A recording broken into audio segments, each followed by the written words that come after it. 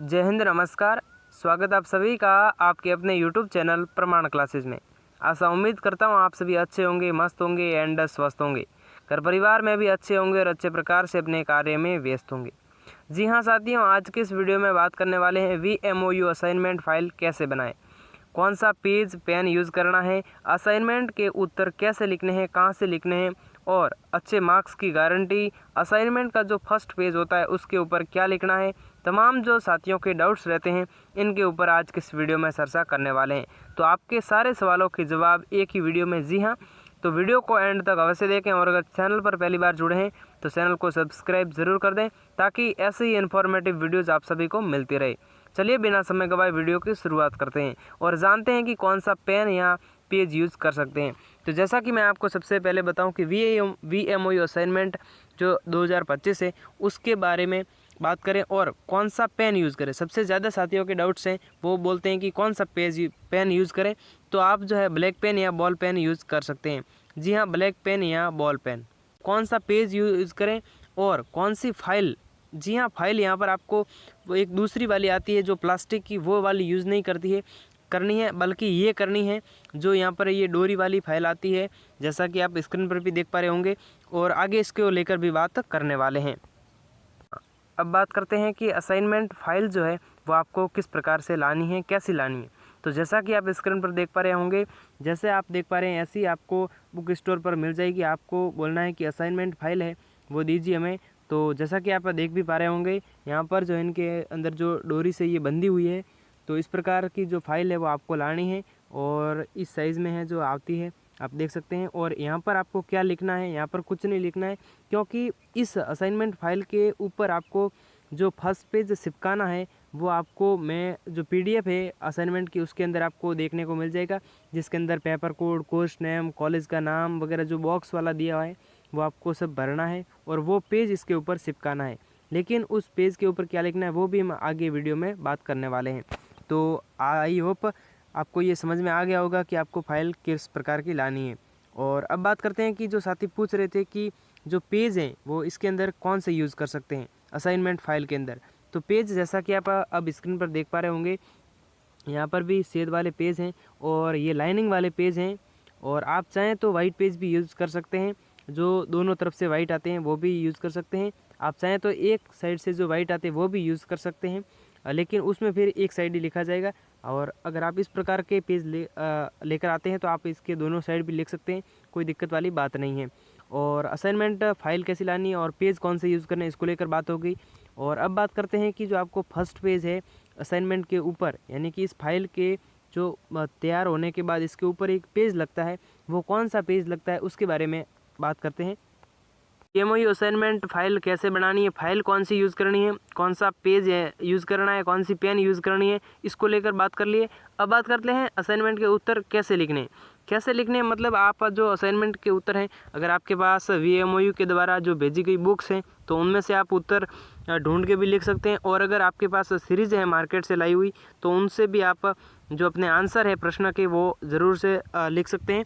और लेकिन एक विशेष बात का आपको ध्यान रखना है, वो इस बात का ध्यान रखना है कि आपके जो असाइनमेंट की जो PDF है, असाइनमेंट की जो आपकी PDF है उसके अंदर जो इस भी सब्जेक्ट का आप असाइनमेंट फाइल बना रहे हैं उस सब्जेक्ट में जब आप असाइनमेंट बनाएंगे तो प्रश्न में जो उस ऊपर जो भाग ए से अ ब से द दिए होते हैं खंड वाइज, तो उसके अंदर आपको जो निर्देश दिए होते हैं वो निर्देश अवश्य पढ़ने हैं। क्योंकि कई बार क्या होता है कि विद्यार्थी मान लो जैसे कि 10 प्रश्न दिए होते हैं, उनमें से ऊपर निर्देश दिया होता है कि किन्हीं 5 प्रश्नों के उत्तर दीजिए और वो उन 10 के 10 के उत्तर लिख देता है। ठीक है, तो ऐसा आपको नहीं करना है क्योंकि इससे आपका टाइम भी वेस्ट ज़्यादा होगा और आपको मार्क्स उतने ही मिलेंगे जितने 5 प्रश्न करने पर मिलने वाले थे। ठीक है, और तो उन निर्देशों को अवश्य पढ़ें। और अब बात करते हैं कि असाइनमेंट फर्स्ट पेज कैसे लिखें। जी हाँ, तो फर्स्ट पेज कैसा होता है, जैसा कि अब आप स्क्रीन पर देख पा रहे होंगे, ऊपर लिखा है इंटरनल असाइनमेंट और आपकी जो PDF है असाइनमेंट की उसके अंदर ये आपको देखने को मिल जाएगा पेज। तो इसकी जो प्रिंट आउट है वो आप निकलवा लें और जो भी असाइनमेंट फाइल है उसके ऊपर, यानी कि अगर आप 5 बना रहे हैं तो इस प्रकार की 5 ले आइए और उन 5 के ऊपर ये चिपका दें। और इसके ऊपर क्या क्या लिखना है, तो पाठ्यक्रम का कोड लिखना है। तो यहाँ पर ये जो पाठ्यक्रम का कोड है, मान लो है आपका पाठ्यक्रम कोड है HI01, ठीक है। अगर आपने जुलाई BA में एडमिशन लिया हुआ तो आपका इस प्रकार से कोड होगा। अगर आपका MA वगैरह में है तो आपका यहाँ पर आपको 2 बॉक्स और 2-4 बॉक्स और अगर दिए होंगे आपके हिसाब से, ठीक है। तो आपके असाइनमेंट में जो भी दिया है उसके हिसाब से आपका पाठ्यक्रम कोड लिखना है, पाठ्यक्रम का नाम लिखना है, जैसे कि bachelor of arts programme pass programme है या एडिशनल है वो आपको लिखना है। स्कॉलर संख्या लिखना है। जी हाँ, स्कॉलर संख्या जब आपने फॉर्म भरा उसके बाद में आपको एक मैसेज आया होगा, उसके अंदर आपको अपना स्कॉलर नंबर है वो आपको दिया होगा, तो वो भी आप यूज़ कर सकते हैं।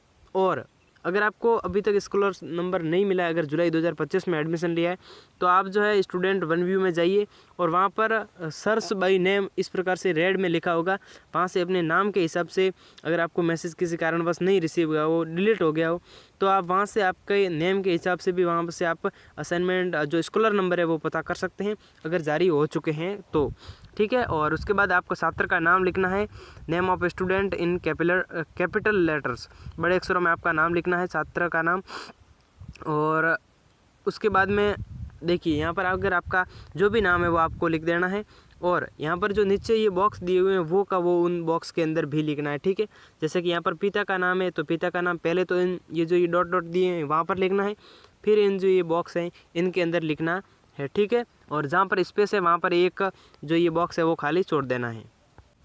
और उसके बाद बात करें तो यहाँ पर पिता का नाम भी वैसा ही लिखना है और पत्र व्यवहार का पता, यहाँ पर आपको अपना एड्रेस है वो लिखना है, ठीक है, पत्र व्यवहार का पता।